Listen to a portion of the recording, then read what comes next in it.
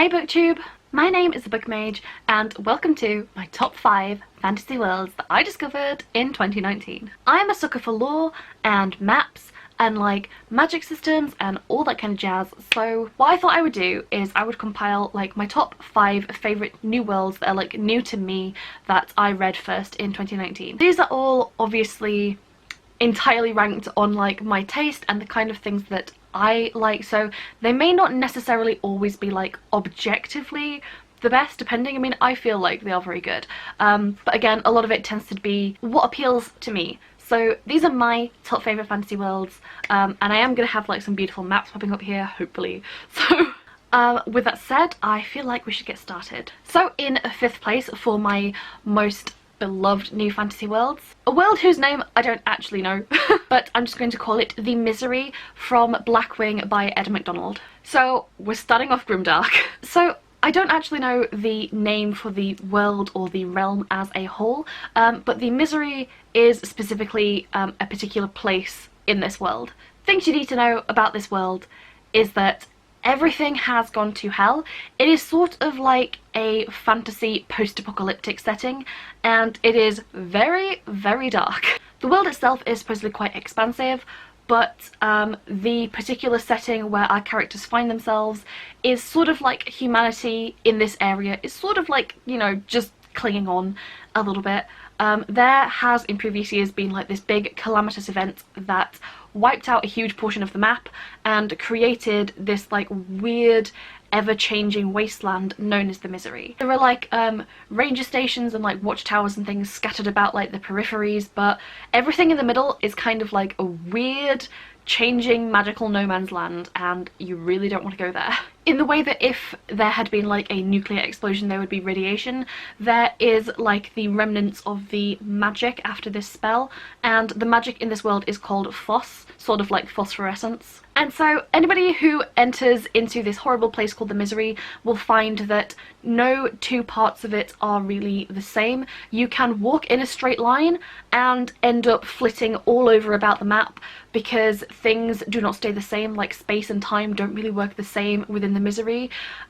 It's really horrible. It has like an active effect on you, like sort of in the way that radiation does, this sort of like magical leftover. It kind of reminds me a bit actually of like the wasteland in Fallout, except instead of nuclear waste it's like magical radiation. Imagine the wasteland in Fallout but like 10 times worse, and you get the Misery. So it's filled with horrible creatures and weird geographical anomalies and weird stuff. Elsewhere in the world it had a very, not quite steampunky, but like almost, it like bordered between like fantasy and like a sort of like technological. So I was sort of always caught between like this post-apocalyptic fantasy vibe and this sort of like World War II bunker type vibe. The characters in this world really do reflect the world around them in terms of like the grittiness and the grimdarkness. So I really love this one. I just thought it was really fresh and really creative and not like anything else I've really read this year, so it really stood out to me, and I really enjoyed just how incredibly bleak and dark and unforgiving like just the world itself was, let alone the story. And so yeah, I thought it definitely deserved a spot on like my top 5 list for this year.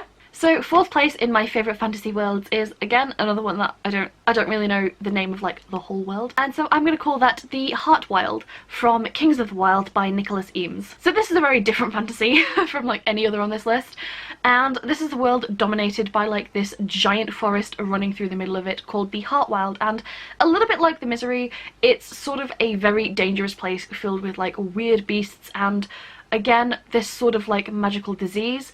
And most people try to avoid this place like the plague, because you can get magical plague. The forest gave me like such like Dungeons and Dragons type vibes, sort of like when you gather all like your party members and you head out into like, you know, the big dungeon, the main world, like a forbidden enchanted forest. But the rest of this world is really fascinating in that while it is very much quite a sort of like basic, very much what you expect from like a fantasy landscape in terms of like the creatures that are there and like the sort of terrain you might encounter, the thing that like makes this world stand out for me is the sort of culture that you have there, where there are bands of mercenaries and adventurers and whatnot, and they're in their own rights sort of famous and popular, much in the way that bands of musicians are in our world. They will gather fans and some of them will tour and perform at arenas, and it's just such like a fun, fresh kind of like take, a very light-hearted take on this sort of like fantasy staple of like a band of adventurers, where it's like, yeah, but what if they were all famous? The world does also have so many like weird and wonderful creatures and races and things, and the book itself doesn't mind poking fun at like the tropes of the fantasy genre from time to time, so you get a lot of that in there, and it's very like self-referential to like the fantasy genre.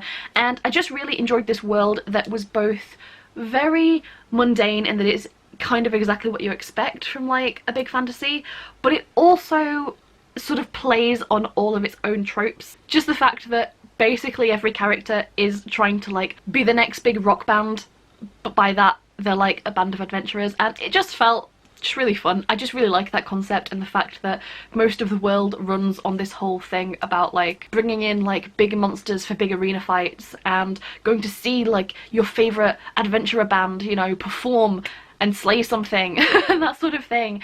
And I just really enjoyed the sort of culture that made. So anytime somebody went into a bar, there was always like another big famous band or another big famous adventurer there, and it just really made the world feel really colourful, really like lived in by all of these like weird characters, and I just really enjoyed it as a fantasy environment. So Kings of the Wild, the Heartwild, fourth on my list. Number 3 of my favourite fantasy worlds is, of course, the Grishaverse by Leigh Bardugo. So this initially started as like a Russian-inspired fantasy, where it was quite like a technological fantasy, like people at this point still had like guns and machinery and things, so it's not like a traditional like medieval style fantasy. But it's since branched out to include lands like that mirror Asia, or that mirror like parts of Europe like Amsterdam, and places like the Nordic countries, and it's constantly just sort of like branching out into new territory as the world expands. So every time we get like a new book or a new series, we tend to like expand on the world a little bit more.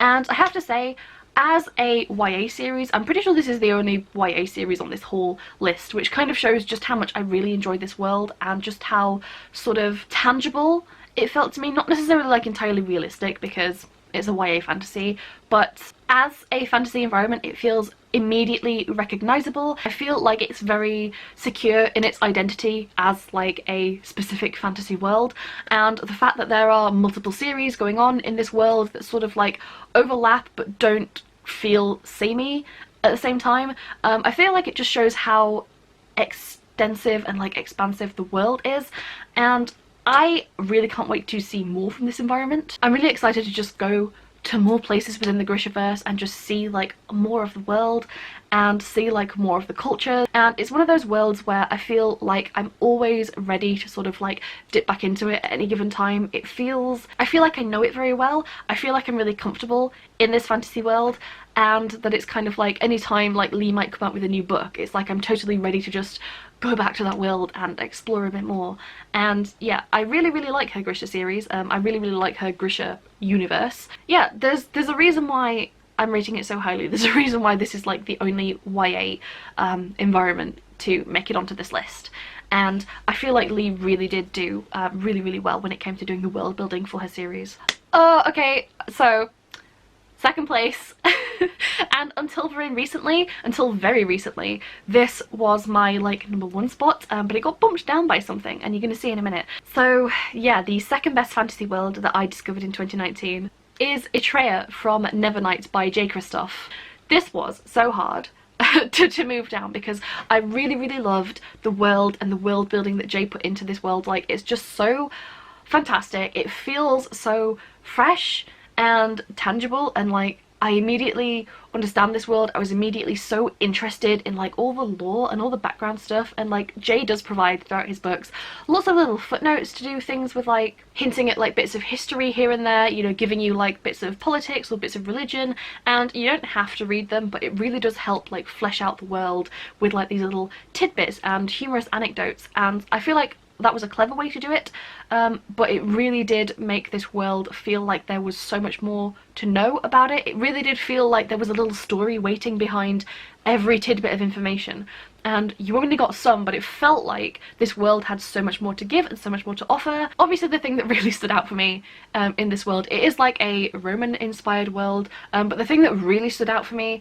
was the fact that there are 3 suns in this world and it's never nighttime. It's only ever nighttime once every few years for like a few days, and that's the only time when darkness falls over the land. The rest of the time it's day all the time. That makes for a really interesting world and the way that the world works, I guess. This is also a world where magic has nearly almost entirely disappeared. There are like little hints that magic may once have existed, or that there are people out there who can do certain types of magic, but it did make the series feel a lot more fresh, the fact that you didn't just have like, you know, people casting fireballs here and there as you do get with like a lot of other fantasies, and it did mean that any sort of mention or use of anything magical felt a lot more special and a lot more, it felt like a much bigger event. There is also like a really strong religion within this book, and it's to do with like the 3 suns, so they're believed to be like the 3 eyes of like the main god deity in this universe, and so there is a lot of religion throughout this books, and I really enjoy religion and theology and like fictional religions and things in the sort of books that I read, so I was just totally on board for like a world where religion really does come to the forefront of like the culture and why things are the way they are and like who is in power and that sort of thing. Yeah, I really did just like this world. It just felt so interesting and new and just like really tangible to me, and I really liked it. I really enjoyed it, and it would have been #1 on my list if I didn't read something where I just like the world just that little bit more. So yeah, finally, #1 on my list, and what I think is the best, or at least my favourite fantasy world that is new to me this year, and that is Guerdon from the Gutter Prayer by Gareth Hanrahan. So I read this in December, and I knew that I would like it, but I was very impressed by the world. This is a slightly different entry to the others, because the only part of the world we see is this one city, and the city is called Guerdon, and we don't, at the moment, I don't know if it's going to change in later books, but we don't get to see the rest of the world yet. However, just the world contained within this singular city was enough to really draw me in and make this my favourite fantasy environment of all of 2019. It was fantastic as like a new world to just sort of like play around in and just contemplate as just like a fantasy environment. It was just fantastic. So Guerdon is, without really spoiling anything, it's a city that has fallen and been rebuilt and taken over multiple times, and it has a very mixed and sort of like dark past. There is a lot in this world to do with like theology and fallen gods and like rejected gods and darkness and dark theology and all this sort of stuff. So, and then the fact that you have all these various like churches and different gods for all like the different cultures that are amalgamating in this like big trade city all at once is, it somehow manages to not be overwhelming with all like these religious possibilities. You have races like the ghouls who have their own religion, you have gods called the keepers, and then you have like all these old gods and then foreign gods of other characters coming in, and it's just, there's a lot.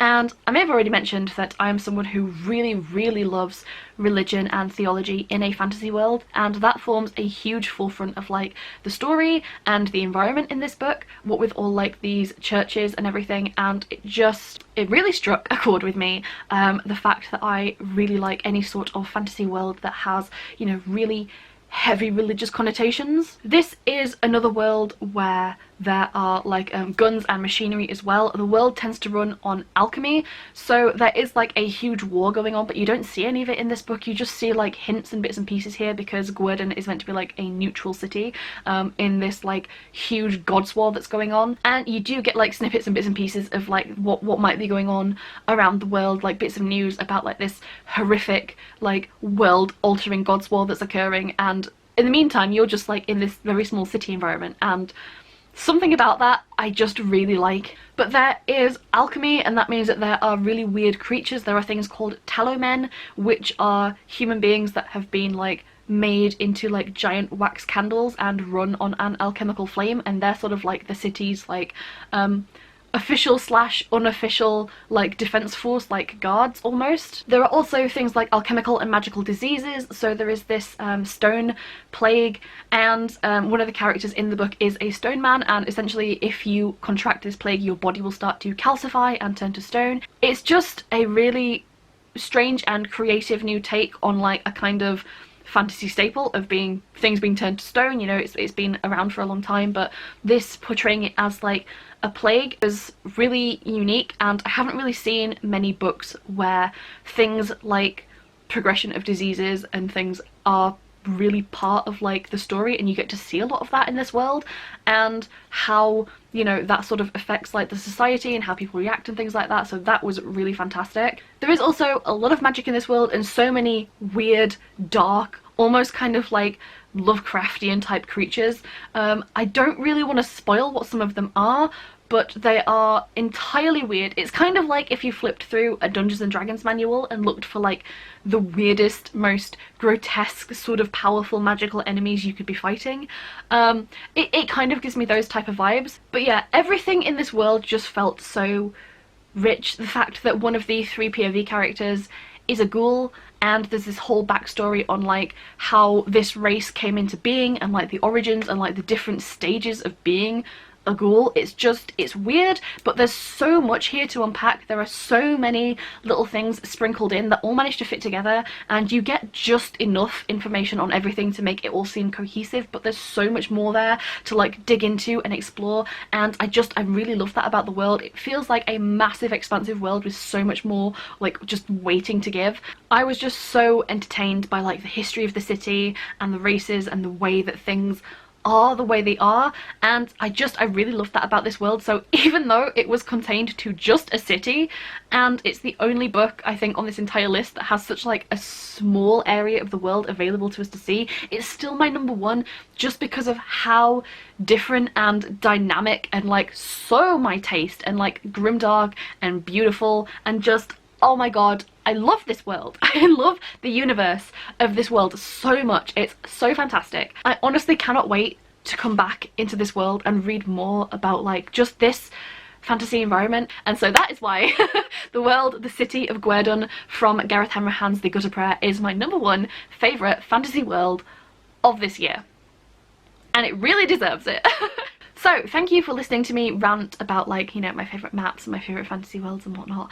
I hope you find it useful, especially if you enjoy, you know, a lot of fantasy just for the world itself. Then, you know, this could be some nice suggestions for what you might want to read. I would highly recommend things like The Gutter Prayer and Nevernight especially. Let me know down below what your favourite fantasy world is, whether it's new to you this year or whether it's, you know, an old favourite. Do let me know. If you're wondering what my favourite fantasy world of all time is, it's the Dragon Age universe. Who could have guessed? So hopefully you all found this a little bit entertaining and I didn't rant for too long about all my favourite things. But yeah, so this is the end of this video. I don't really have any more to say. I'm sure you're all really thankful for that. And yeah, I guess I will see you guys in another video very soon. Bye!